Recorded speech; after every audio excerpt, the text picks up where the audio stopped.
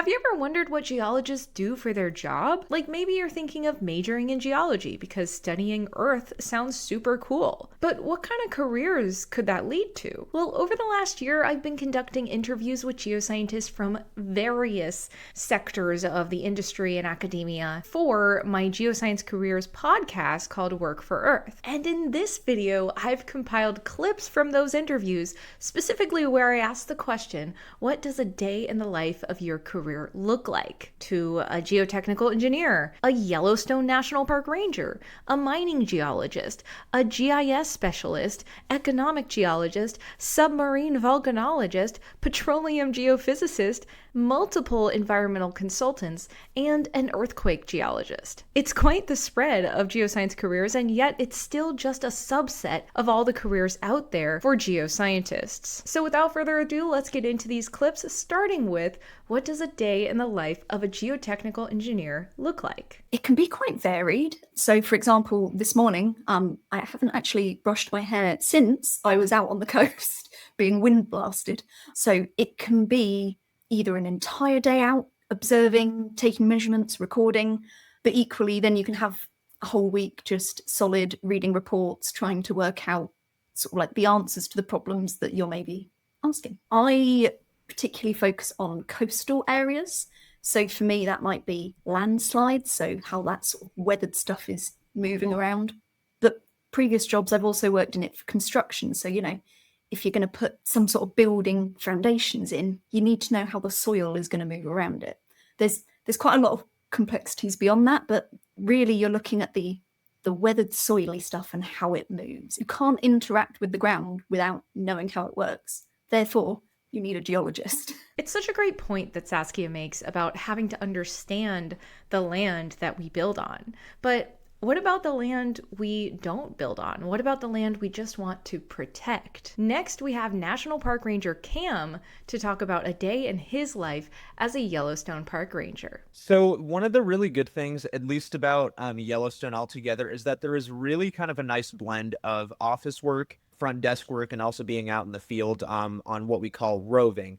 So a typical day for me could look like, and I'll just use a rough example because there's like 10 or 12 different set schedules and we all kind of rotate them throughout the week, throughout the season. So an average day for me could be, I'll work 8:30 to 6 o'clock. I'll go in and then I'll be given a government vehicle and then I will drive down to, say, Midway Geyser Basin where Grand Prismatic Spring is, rove there for about 2.5 hours, answer questions, enforce safety, point stuff out, just doing a lot of on-the-spot interpretation. And then I'll come back, I'll work the front desk for maybe 2 hours, then I'll have kind of lunchtime and then maybe an hour of office time. This is where I'm kind of checking my government email, working on my formal ranger programs. So there's a little bit of office time and then I'll probably get sent back out on another rove. I'll usually have anywhere between 1 to 2 roves a day. My last rove of the day, I might end up, say, in the rest of the Upper Geyser Basin, which is the basin that Old Faithful was in. So I'll be out there for another 3 hours, going to specific geysers that are set to erupt. Again, more interpretation, enforcing safety, telling people to stay on the boardwalk, staying away from the bison if it comes to it. So that is definitely one thing about this job that is unique. There's a lot of on-the-spot stuff that you will be doing out in the field. If there's a bear, bison, moose, or anything like that, you have to be the one to step in, essentially. Wow. So that it's something that you have to be prepared for. But the field, being out in the field is a very, very fun part of this job, for sure. That all sounds amazing and incredibly scenic, but moving back to industry for a moment, with the increasing importance of mining for minerals that are critical for the energy transition, what does a day in the life of a mining geologist look like? I was a grade control geologist. So what I did was I worked at a producing mine. So this was a mine that was actually in operation. They were creating the metals and materials that we use every day. And my job as a grade control geologist was essentially the steering wheel of the mine. So I would go down with the miners, work underground on the same shift as them, and I would tell them kind of which way to go if things were ore or waste. So ore is the stuff that has the good metal in it. Waste is like, we call it leave it right? You leave it right there. So I was mostly underground. I would say about 70% of my work was underground in the mine, and about 30% was office work. So, making maps, doing computer stuff, that kind of cool stuff. I did work shift work, so we worked about a 5 on, 5 off schedule, rotating days and nights. So you're essentially working half the year, which is really cool, especially I love to travel, so I got to travel a lot. And then yeah, the rotating days and nights was not super fun, admittedly, but very cool opportunity. You got very close with the crew that you worked with. Honestly, to me, it sounds super cool to work in an underground mine for a living. But if that isn't your cup of tea, or maybe you just want something a little bit more office based or at least surface based, let's move on to a day in the life of a GIS specialist. So generally, I am in the office, but there is quite a bit of field work. It's construction season based, so April-ish, depending on the weather here in North Dakota, you never really know. But April to September, October, there's definitely more field work. Usually 1 to 2 days a week, but I've had weeks where I was out in the field 4 or 5 days a week as well. I really enjoy getting to do both the data collection in the field and then the post processing back in the office. But overall, it's a good mix of going out in the field, collecting data with drone survey equipment, or sometimes just with your phone taking pictures of something, and then bringing that back in and trying to produce a deliverable or save it to some database or something like that. Getting to work with drones sounds really cool to me. But also, GIS is just such an important and in demand skill. I know, at least back when I was an undergrad, a lot of my peers were able to get jobs right after graduation because they had enhanced GIS skills. But maybe you want to explore a little bit more, or maybe you want to study what's under the ground rather than the surface. So let's hear from Elizabeth, an economic geologist, who explains that in this career, you're like the only person on site that knows the language, right? So they give you the core, you take it, you're now analyzing it quantitatively and qualitatively for its mineral composition, right? Is this the rock that's going to have the resources that we want, the favorable conditions that we're looking for? Depending on whatever deposit style that is, those signals are different, but you're logging the core, then you're passing that off to core cutters and people like that who then process the samples that you've just made. And that's how we primarily find out if we're on target, what the grade of the gold is. So how concentrated is our sample? How much gold is concentrated in that sample, or silver, or whatever you're looking for. And sometimes you can hit something that looks juicy and it doesn't run anything. So at that point, it's not economically viable to continue. So all of those things have to kind of be happening all the time just to make sure that we're always on our target. Outside of core logging, though, I've done a lot of field work. So a lot of geology, I feel like you could say too, is what you make of it. So if you want to be an economic geology and want to be in the office, there's resource modeling and things like that. These are the people who take the data that someone like myself would have collected, manipulate that data into a way that the engineering team can then come in and use for blasting and stuff like that. Field mapping is another one, soil sampling. So we all work in this big, beautiful team.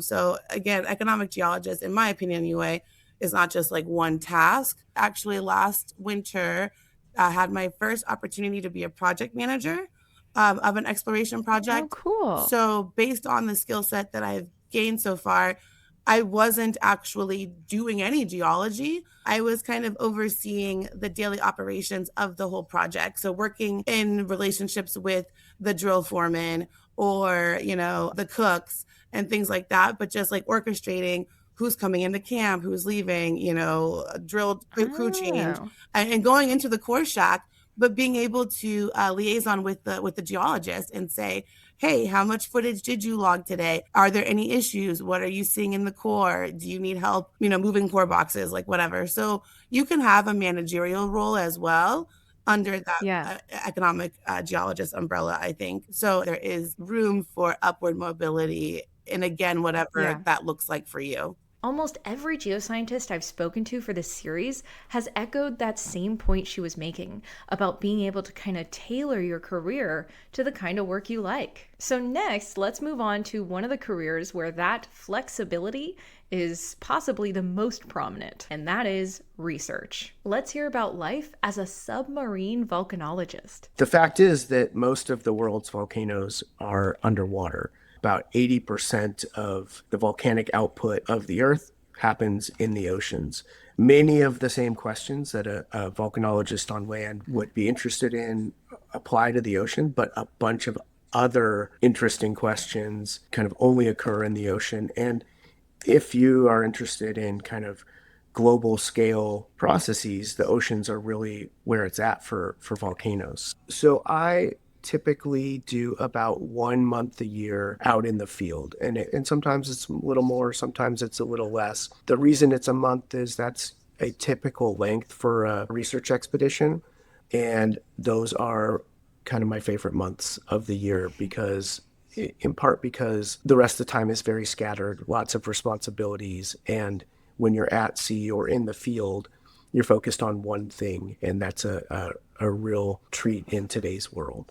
But of course, that means 11 months of the year I'm in the office, and currently I have a lot of kind of effort going to administering this NOAA Ocean Exploration Cooperative Institute program. And so a great deal of my time these days is spent on the facilitation of research, not just of my own, but of a much larger group across many institutions and federal agencies. But I still a fraction of my time is devoted to research. I have typically 1 or 2 graduate students who I will meet with weekly to review kind of what they've been working on, and then we'll work together on training for new approaches that they need to develop, and kind of synthesis of the data that they're collecting. Just to kind of give another point in time, a decade ago when I was at Woods Hole Oceanographic Institution, a great deal of my time was spent doing research, but also a great deal of it was spent writing the proposals to fund that research. So WHOI is a soft money institution, and the expectation is that you can raise your own salary through grants. So you have to float a lot of balloons, but you also get to do a ton of research. And I was in the lab on a daily basis and working with students on a daily basis, and postdocs and others. So I don't think in any kind of career path there's too much opportunity to avoid some time in the office.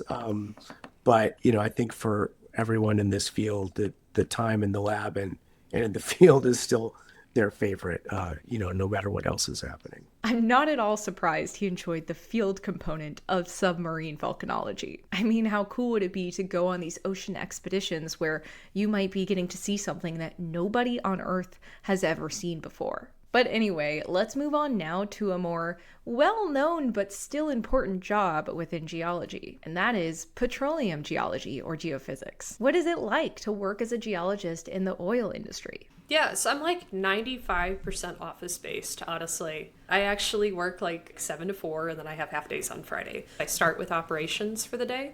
So I'll look and see, okay, what did we drill last night if I didn't get up in the middle of the night to check it. Depends on how fast we were drilling, when I went to bed kind of thing. But I will load in the latest survey, and then I'll go through and actually steer the well and check I have people that are called geosteerers that work for me that are contract. And so they will go through and steer the well and let us know exactly where we are in section.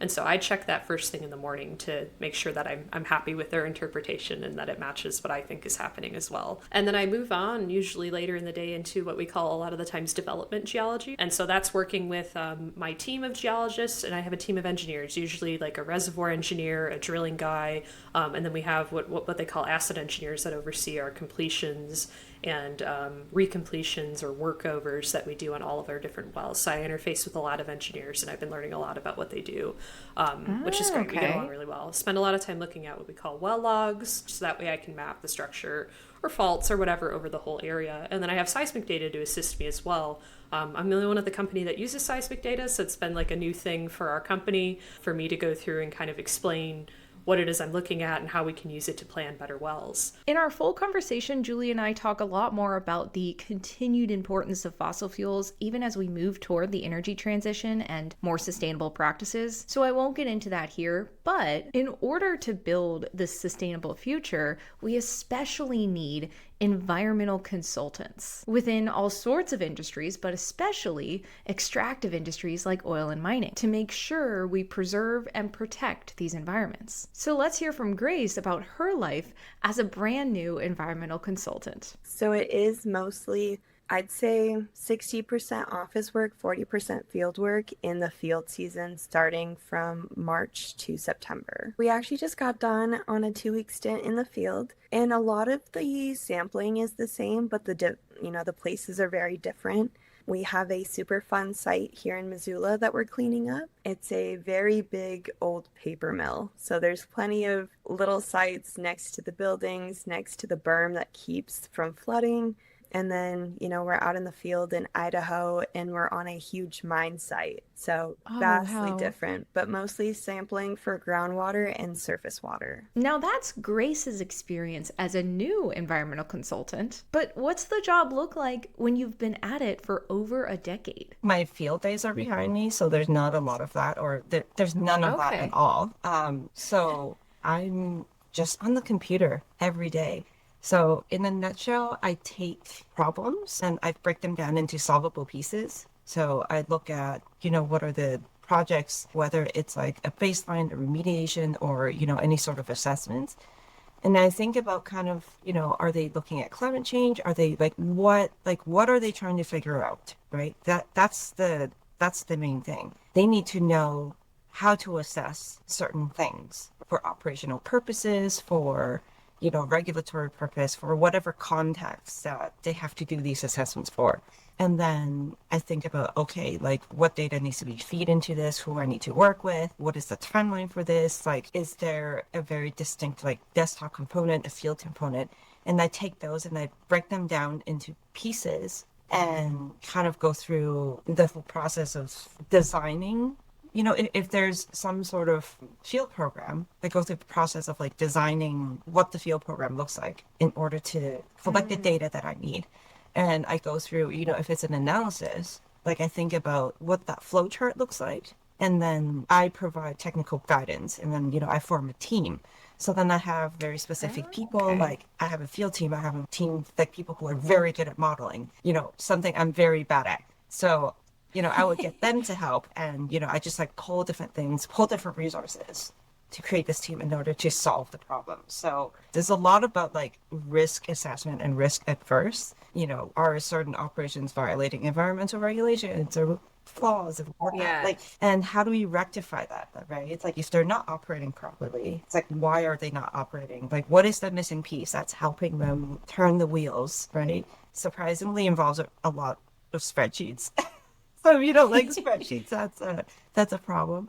I love getting both Grace and Crystal's perspective, as it really highlights the room for movement and growth within your life and career as your preferences change. So now let's get to our final clip where Dr. Wendy Bohan describes a day in the life of her career as an earthquake geologist. It's changed throughout my career. So when I was doing scientific research, I spent a lot of time in the field, months at a time, living out of a tent in the Himalaya, But then I had kids, and I can't do that as well if I'm out in the field in foreign countries in a tent. So I ended up changing what I was doing and spending more time in the office supporting the scientists who were out in the field.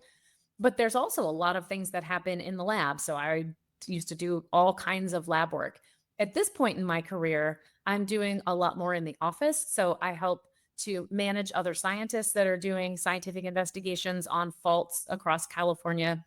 I work with people that are installing the seismic instrumentation and help to kind of set the direction that we're going in, the things we need to work on and investigate, and make sure that the scientists that I work with have what they need to be successful doing what they're doing. And so that's satisfying in a whole different way.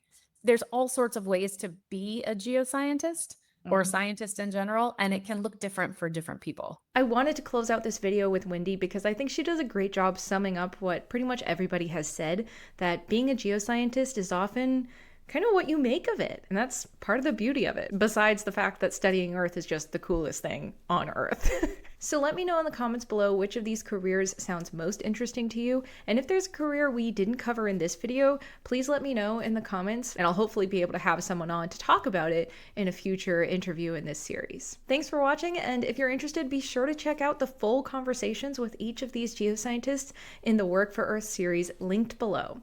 Bye!